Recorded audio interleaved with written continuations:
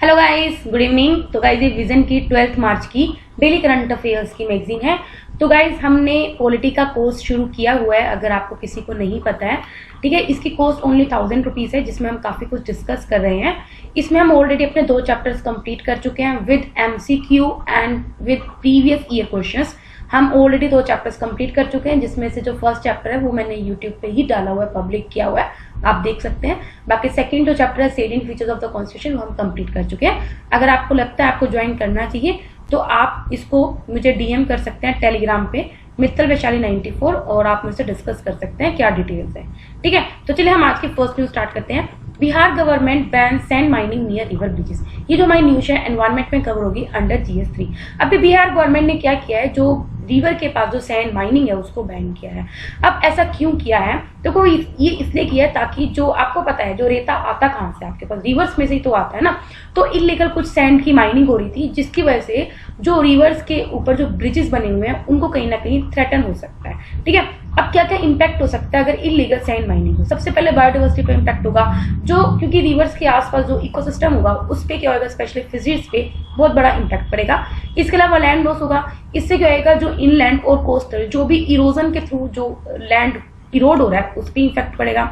Hydrological function, अब देखो यार जो रेता होता है ना, रेता एक तरह से आपको पता होगा एक तरह से जड़ पहनाता है।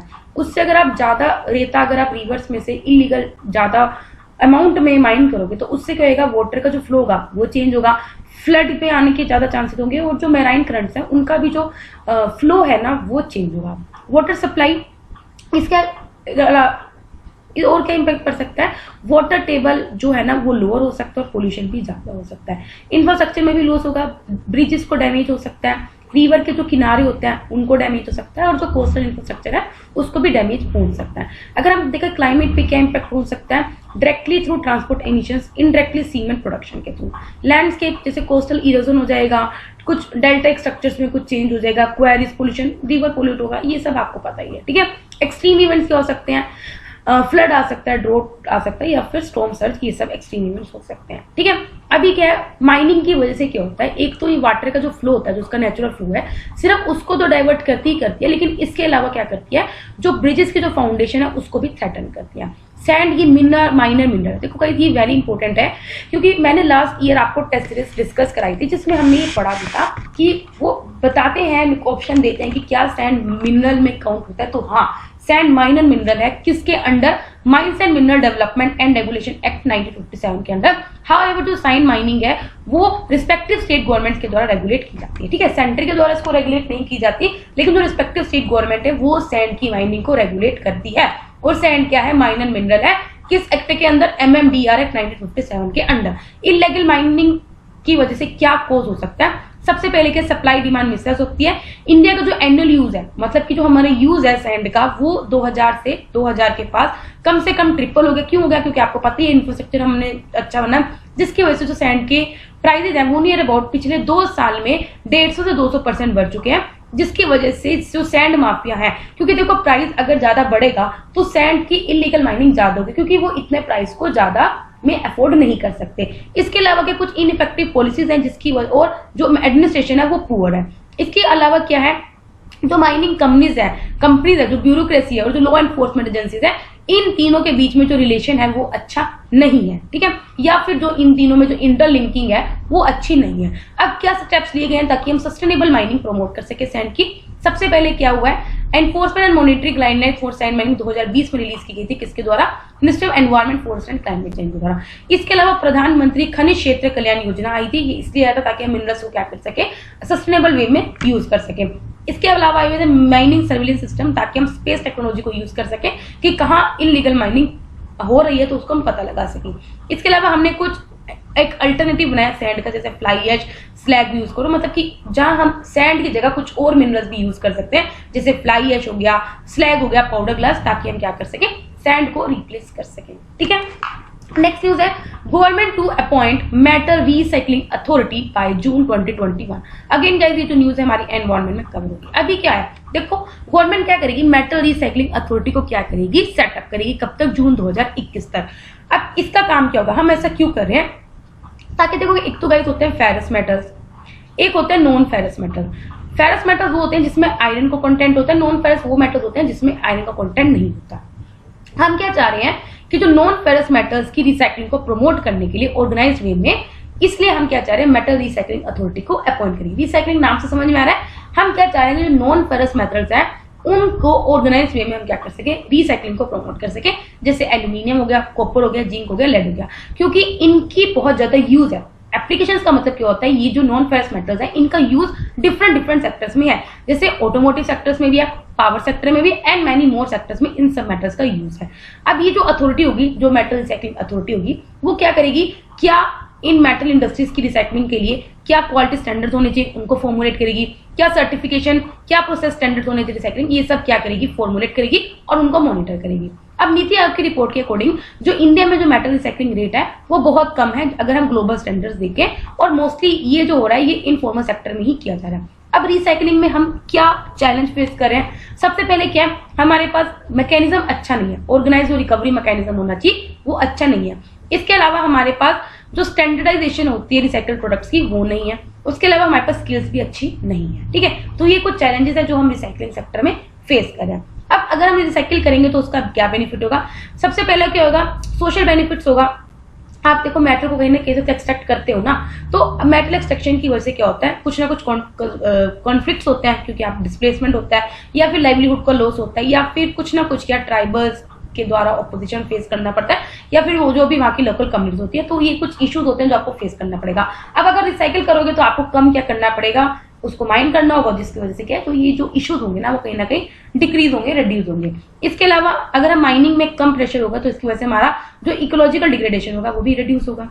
इकोनॉमिकल क्या बेनिफिट्स हो गए, मैन्युफैक्चरिंग सेक्टर इंडिया में अकेला near about 60,855 million rupees save कर सकती है। आपको पता है हमारी इंडिया का टर्शरी सेक्टर बहुत अच्छा है, लेकिन हमारा जो इंडिया का जो लैक करता है वो है मैन्युफैक्चरिंग सेक्टर। ठीक है, अगर हम अपना मैन्युफैक्चरिंग सेक्टर को स्ट्रॉन्ग कर सकते हैं तो इससे हम नियर अबाउट 60,855 मिलियन रुपीज बचा सकते हैं। इसके अलावा एम्प्लॉयमेंट जनरेट होगा, ऑफकोर्स न्यू इंडस्ट्रीज सेटअप होंगी क्योंकि आपको रिसाइकिल करनी होगी, इनोवेशन आएगी। ठीक है, इसके अलावा मिनिस्ट्री ऑफ माइंस ने recently national non forest metal scrap recycling framework को रिलीज किया था, ताकि हम क्या कर सके, स्क्रैप कलेक्शन को रेगुलेट कर सके कि स्क्रैप को आप कैसे कलेक्ट, स्क्रैप का मतलब क्या होता है, जो अच्छी पची मेटल हो जाती है ना वेस्ट, उसको आप कैसे कलेक्ट करोगे, उसको कैसे सेग्रीगेट का मतलब सेपरेट करोगे, और फिर उसकी डिसमेंटल यूनिट्स मतलब उसको कैसे आप मतलब कि डिस्पोज करोगे, फाइनली उन सबके रेगुलेशन पर फोकस कर सकें। फाइन, नेक्स्ट है government funded solar projects to buy modules only from approved local manufacturers.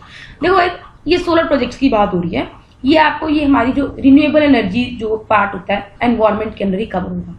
ठीक है, अभी क्या जो ministry of new and renewable energy है उसने कुछ अप्रूव्ड लिस्ट ऑफ मॉडल्स और मैन्युफैक्चरर्स की लिस्ट को इशू किया है ऑफ सोलर पीवी सेल्स और मॉड्यूल्स फॉर द सेम। मतलब कि कहां से आप इन मैन्युफैक्चरर्स मतलब जो सोलर पीवी सेल्स को मैन्युफैक्चर करेंगे उनकी लिस्ट को अप्रूव किया है। ठीक है, इससे पहले गवर्नमेंट ने क्या किया था, कुछ जो इंपोर्ट करते हैं सोलर मॉड्यूल्स या जो सोलर सेल्स को इंपोर्ट करते हैं उन पे कुछ बेसिक कस्टम ड्यूटी लगाई हुई है। सोलर मॉड्यूल्स पे जो बेसिक कस्टम ड्यूटी लगाई हुई है 40% है, और जो सोलर सेल्स पे जो बेसिक कस्टम ड्यूटी लगाई हुई है वो 25% है।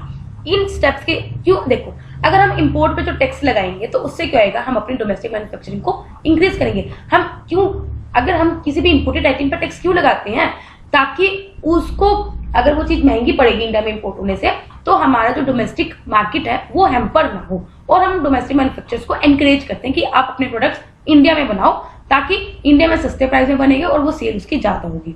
इस स्टेप से क्या होगा, हमारी डोमेस्टिक मैन्युफैक्चरिंग को बूस्ट मिलेगा, क्योंकि वो डोमेस्टिक अपनी इंडिया में मॉड्यूल्स बनाएंगे और उनको कॉम्पिटिशन देंगे जो इंपोर्ट हो रहे हैं। इंडिया के जो करंट एवरेज अगर एनुअल कैपेसिटी देखें वो अपनी डिमांड से नियर 20 गीगावाट पीछे, मतलब कि जो हम प्रोडक्शन करते हैं जो हमारी डिमांड है वो नियर अबाउट 20 गीगावाट का उसमें गैप है सोलर सेल मैन्युफैक्चरिंग में। ठीक है, और नियरली जो हमारा 80% जो कंपोनेंट्स हैं वो चाइना से इंपोर्ट करते हैं। अब इश्यूज क्या है कि डोमेस्टिक प्रोडक्शन, हम क्यों इतनी कम डोमेस्टिक प्रोडक्शन कर रहे हैं। सबसे पहले देखो वही एक दो रीजन है एट द एंड कि मैन्युफैक्चरिंग टेक्नोलॉजी हमारी अच्छी नहीं है, कैपिटल ज्यादा चाहिए, इंडिया के पास टेक्नोलॉजी एक्सपर्टाइज नहीं है सिलिकॉन और इंगोट प्रोडक्शन में। इसके अलावा हर इसमें क्या है, जो इस टेक्नोलॉजी में हर 8 से 10 महीने में अपग्रेडेशन चाहिए, फिर उसके बाद इसमें कुछ मल्टीटाइड वर्कफोर्स चाहिए जिसकी स्किल्स अच्छी होनी चाहिए, स्पेशल स्किल होनी चाहिए जो इंडिया के पास नहीं है। अब क्या स्टेप्स लिए गए हैं ताकि हम डोमेस्टिक मैन्युफैक्चरिंग को इंक्रीज कर सके, हमने कई बार पढ़ा है ठीक है। प्रोडक्शन लिंक इंसेंटिव स्कीम तो काफी बार पड़ी है, ये हमारे डिफरेंट सेक्टर में लेके आए हुए हैं, जैसे फार्मास्यूटिकल सेक्टर में लेके आए हुए हैं, इलेक्ट्रॉनिक सेक्टर में लेके आए हुए हैं। इसके अलावा modified special incentive package scheme इसलिए लेके आए हैं ताकि हम इलेक्ट्रॉनिक मैन्युफैक्चरिंग फैसिलिटी प्रोवाइड कर सके। इसके अलावा सोलर पीवी सेल्स के यूज को मैंडेटरी किया हुआ है, मॉड्यूल को मैंडेटरी किया हुआ है from domestic sources under different scheme of MNA, जैसे पीएम कुसुम स्कीम हो गया, ग्रिड कनेक्टेड रूफ रूम्स होती है। ये स्कीम इसलिए की है ताकि हम अपने डोमेस्टिक क्या कर सके, सोलर पीवी मॉड्यूल्स और सोलर सेल्स को क्या कर सके, ज्यादा मैन्युफैक्चर करें। ठीक है, आई होप आपको समझ में आ रहा होगा। नेक्स्ट है Fugaku, world's most powerful super computer is ready for use. देखो ये जो मान यूज है साइंस एंड टेक्नोलॉजी में कवर हो। देखो ऐसे हमने नेशनल सुपर कंप्यूटिंग मिशन हो गया, सुपर कंप्यूटर्स के बारे में हम काफी बार डिस्कस किया, नो डाउट अभी हम काफी टाइम बाद डिस्कस कर रहे हैं, लेकिन इससे पहले भी हमने काफी बार सुपर कंप्यूटर के बारे में डिस्कस किया हुआ है। ठीक है, देखो सबसे पहले हम ये बोलते हैं कि तो ऑर्डिनरी कंप्यूटर होता है जो एक टाइम पे एक काम करता है, ठीक है, और डिस्टिंक्ट सीरीज ऑफ ऑपरेशन करता है, जिसको हम सीरियल प्रोसेसिंग बोलते हैं।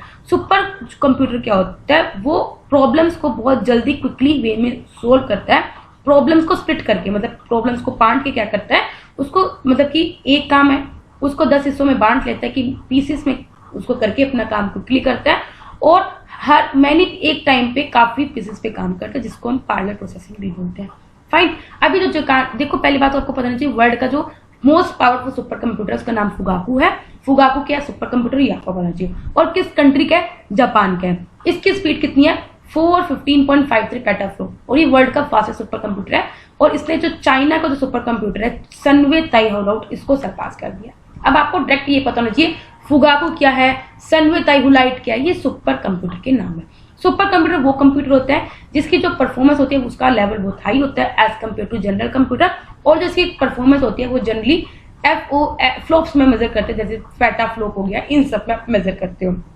एप्लीकेशन क्या है, सुपर कंप्यूटर को आप कहाँ पे यूज कर सकते हो, क्लाइमेट मॉडलिंग में, बिग डाटा एनालिटिक्स। देखो इसमें ज्यादा दिमाग नहीं लगाना है, ये एक एप्लीकेशन है, नेशनल सिक्योरिटी में, डिफेंस एप्लीकेशंस में, सिस्मिक एनालिसिस जो अर्थक्वेक वगैरह की आती है, डिजास्टर सिमुलेशन मैनेजमेंट, इस सब में आपको यूज कर सकते हो। इंडिया के सुपर कंप्यूटर्स के बारे में आपको पता होना चाहिए, इंपॉर्टेंट हो जाते हैं। इंडिया का जो फर्स्ट सुपर कंप्यूटर था वो परम 8000 था, और जो परम सिद्धि है वो इंडिया का फास्टेस्ट सुपर कंप्यूटर है, जिसकी स्पीड कितनी है, 210 पेटाफ्लो। फाइन, तो ये आपको पता होना चाहिए इंडिया का फर्स्ट सुपर कंप्यूटर कौन था, परम 8000, और इंडिया का फास्टेस्ट सुपर कंप्यूटर कौन है, परम सिद्धि। 2015 में नेशनल सुपर कंप्यूटिंग मिशन को लॉन्च किया गया था, जिसका एम यही है कि हमें क्या करना है, सुपर कंप्यूटर फैसिलिटीज एस्टेब्लिश करनी है हमारे इंडिया में 70 नेशनल R&D इंस्टीट्यूशंस में, और उनको कनेक्ट करना है किसके साथ, नेशनल नॉलेज नेटवर्क के साथ। इसके अलावा नेशनल सुपर कंप्यूटिंग मिशन के अंदर हमने और कौन कौन से सुपर कंप्यूटर्स को इंस्टॉल किया गया, एक तो है परम शिवे, परम शक्ति एंड परम ब्रह्म। ठीक है, तीनों नाम बहुत ईजी है, आपको पता होना चाहिए। फ्लॉप्स का मतलब क्या होता है, फ्लोटिंग पॉइंट ऑपरेशंस पर सेकंड। ये कॉमन मतलब कि सिंपल बात है, जिससे आप स्पीड को मेजर करते हो मीटर पर सेकंड में, उसी तरह इसकी स्पीड को माइक्रो प्रोसेसर्स की स्पीड को मेजर करने के लिए एक मेजरमेंट है। मेगा फ्लॉप्स कितना इक्वल होता है, it is equal to 1 million flops. Giga flops होता है इक्वल टू 1 बिलियन फ्लॉप्स, और जो टेरा फ्लॉप्स होता है वो 1 ट्रिलियन फ्लॉप्स से इक्वल होता है, और जो पेटा फ्लॉप्स होते हैं तो 1000 टेरा फ्लॉप्स के। अब आप ये देख लो कितना ज्यादा ये स्पीड इसकी कितनी ज्यादा। फाइन, पढ़ते हैं नेक्स्ट न्यूज पे। 17 state successfully operationalised one nation one ration card system. ठीक है, अभी क्या कर रहा है, जो 17 स्टेट्स हैं उन्होंने सक्सेसफुली क्या करा है, जो one nation one ration card के सिस्टम को ऑपरेशन में ला दिया। ये जो हमारी न्यूज है इकोनॉमी में या फिर आप सोशल इश्यूज में कवर कर सकते हो। हमने काफी बार पढ़ा है one nation one ration card scheme क्या है, स्पेशली जब हम कोरोना के बारे में पढ़ रहे थे, लॉकडाउन के ऊपर पढ़ रहे थे, तब हमने इस स्कीम को पढ़ा। ठीक है, अभी क्या उत्तराखंड लेटेस्ट स्टेट बनी है जिसने इस रिफॉर्म को कंप्लीट किया। स्टेट जो कंप्लीट करी है one nation one ration card scheme, वो एलिजिबल है कि वो ग्रोस स्टेट डोमेस्टिक प्रोडक्ट में से 0.25% एक्स्ट्रा बोरो कर सकती है। ठीक है, अभी देखो क्या कोविड-19 पेंडेमिक में क्या हुआ, माइग्रेंट लेबर का इशू है, जिसकी वजह से क्या है, सेंटर ने मई 2020 में जो लिमिट थी स्टेट की जो बोरिंग लिमिट थी उनको क्या कर दिया, बढ़ा दिया, कितना 2% कर दिया था, ताकि वो जो चैलेंज वो फेस कर रहे हैं वो क्या कर ले, मतलब कि वो पूरे कर ले। अभी क्या किया, 1% इनको कहाँ यूज करना था, वो मेनली हर एक चीज था, जैसे implementation of one nation one ration card system में, या urban local body utility platforms में, ease of doing business reform में, पावर सेक्टर रिफॉर्म में, इन सब में उन स्टेट्स को पर्टिकुलर यूज करना। मेरी बात आपको समझ में आई। जब कोविड-19 पेंडेमिक आई तो स्टेट्स की जो उनको खर्च ज्यादा करना पड़ा, तो उनको अलाउड कर दिया गया कि आप अपनी जो ग्रोस स्टेट डोमेस्टिक प्रोडक्ट है, मतलब कि हर एक स्टेट की जितनी जीडीपी है उसमें से वो 2% अपना खर्च कर सकते हैं अपनी जो डिफिकल्टीज आ रही है उनको एड्रेस करना है। इन 2% में से जो 1% है उनको आप इस रिफॉर्म्स में यूज करना है। बाकी हर एक रिफॉर्म्स के जो वो वेटेज है वो कितनी है, 0.25%, 0.25%, 0.25%, ठीक है। ऐसे करके 1% हो जाएगा। वन नेशन कार्ड स्कीम आपको पता है, ये नेशनल फूड सिक्योरिटी के अंडर एक्ट के अंडर क्या है कि हम क्या कर सके, जो लोग गरीब हैं, बीपीएल के अंडर आते हैं लोग, वो क्या कर सके, सब्सिडाइज फूड ग्रेन खरीद सके फेयर प्राइस शॉप से अक्रॉस एनी कंट्री। नॉर्मली क्या होता है, जो जहाँ का रेजिडेंट होता है, लाइक अगर आप कोई बिहार में रह रहे हो, आपका घर जहाँ है, आप सिर्फ उसी की लोकेलिटी की फेयर प्राइस शॉप से खरीद सकते हो, ठीक है। लेकिन अगर वही बिहार की लेबर अगर हरियाणा में काम कर रही है तो वहाँ की फेयर प्राइस शॉप से वो नहीं खरीद सकती। अब ये कनेक्टिविटी प्रोवाइड करने के लिए one nation one ration card scheme start हुई थी, ताकि अगर कोई किसी और स्टेट में रह रहा है तो वहां से भी उसकी फेयर प्राइस शॉप से भी वो खरीद सके, ठीक है, सब्सिडाइज फूड के उसी सेम राशन कार्ड को यूज करके, जो कि आधार के साथ लिंक्ड है। अभी जो प्रेजेंट पीडीएस सिस्टम है, जो कार्ड होल्डर है वो सिर्फ फूड ग्रेन वहीं से खरीद सकता है जहां पे उसका रजिस्ट्रेशन हो रखा है, जहां पे वो रहता है, ठीक है। लेकिन वन नेशन कार्ड स्कीम में क्या है, आधार, हर राशन कार्ड के साथ आधार को लिंक किया जा रहा है, और जो वहां के लोग हैं उनकी बायोमेट्रिक ऑथेंटिफिकेशन होती है। वो किससे होती है, हर फेयर प्राइस शॉप पे आपको अंगूठा क्या करना पड़ेगा, टच करना पड़ेगा, जो वहां पे electronic point of sale devices है वहां पे आपको लगाना पड़ेगा। अगर वो मैच करके तो आपको राशन मिल जाएगा।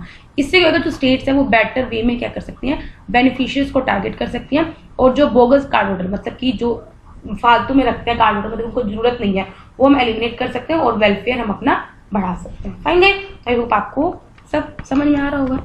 अब हम बढ़ते हैं छोटी छोटी न्यूज पे।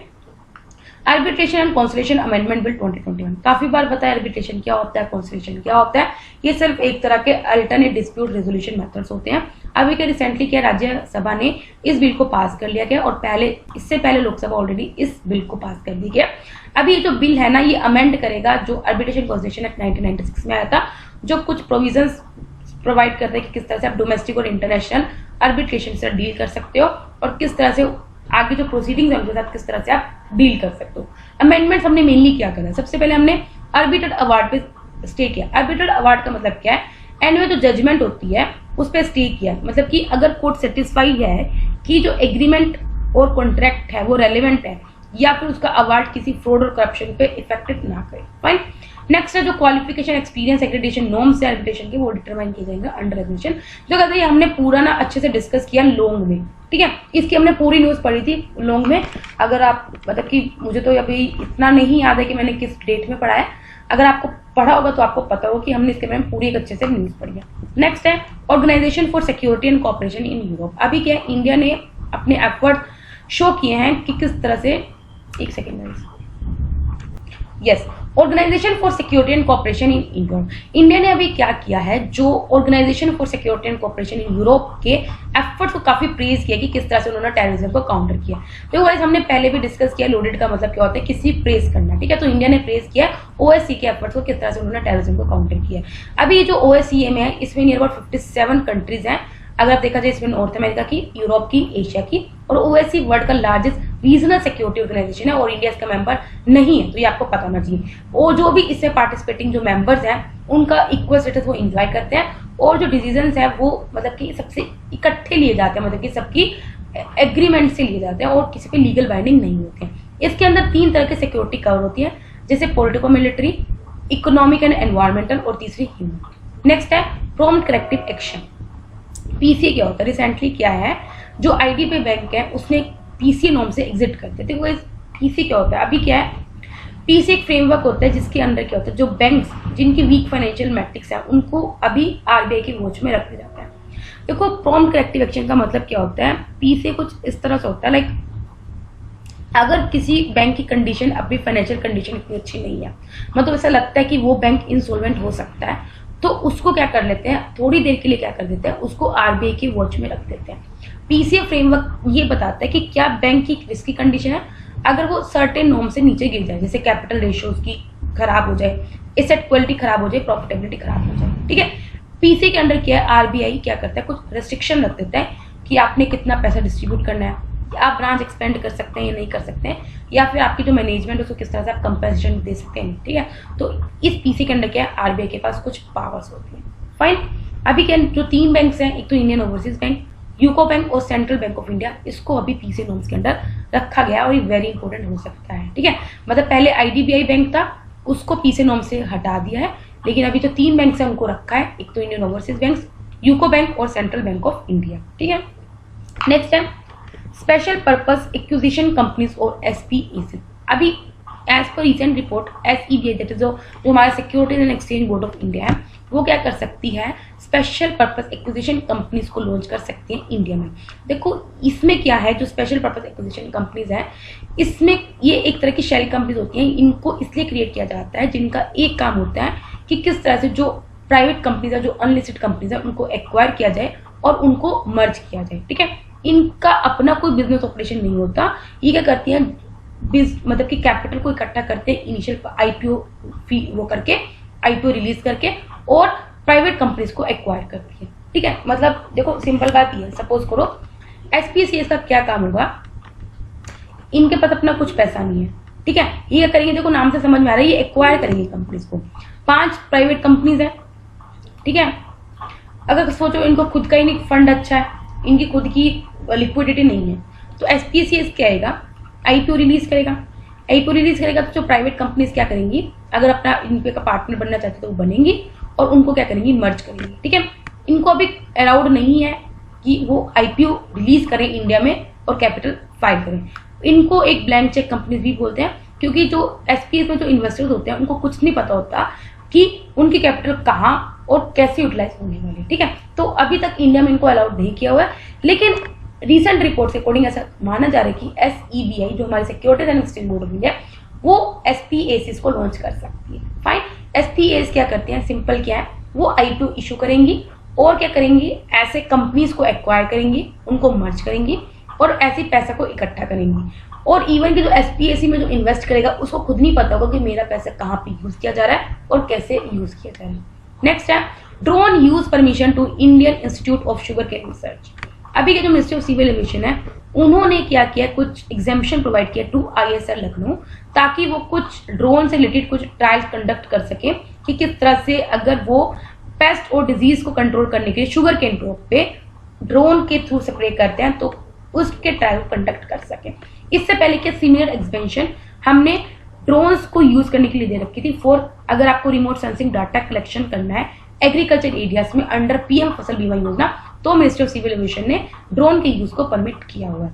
2018 में मिनिस्ट्री ऑफ सिविल एविएशन ने कुछ रिलीज करी थी कि ड्रोन को यूज करने के क्या क्या रेगुलेशन है।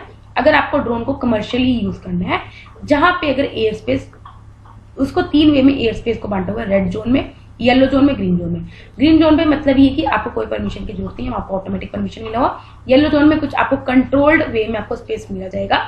ठीक है, और रेड जोन ऐसा होगा जहाँ पे फ्लाइंग बिल्कुल भी परमिटेड नहीं है। फाइन, ये भी हमने गाइस पहले पढ़ा हुआ है। ठीक है, आज की last news SERB project information system and management. देखो guys, science and engineering research board है।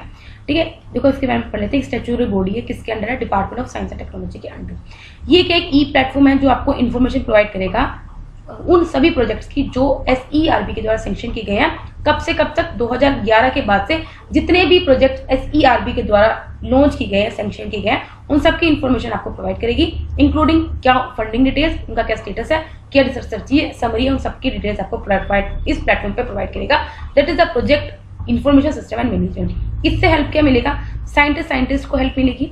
ठीक है, और साइंस की सोसाइटी कनेक्शन, मतलब कि साइंस एक सोसाइटी से कनेक्ट कर सकती है। ठीक है, इसके अलावा क्या रिसर्चर्स क्या रिसर्च ट्रेंड है उनको देख सकते हैं, कुछ एमर्जिंग जो साइंस है उनके बारे में सीख सकते हैं, कुछ क्रिटिकल इक्विपमेंट्स को लोकेट कर सकते हैं जो उनकी हेल्प कर सकते हैं, और कुछ कोलैबोरेशंस लोग एक्सपेक्ट कर सकते हैं अक्रॉस द डिसिप्लिन। ठीक है, तो गाइस यहाँ पे हमारे डेली करंट अफेयर्स कंप्लीट होते हैं। अगर आपको वीडियो पसंद आए तो लाइक करें, कोई डाउट हो कमेंट करना। तब तक बाय बाय, टाटा।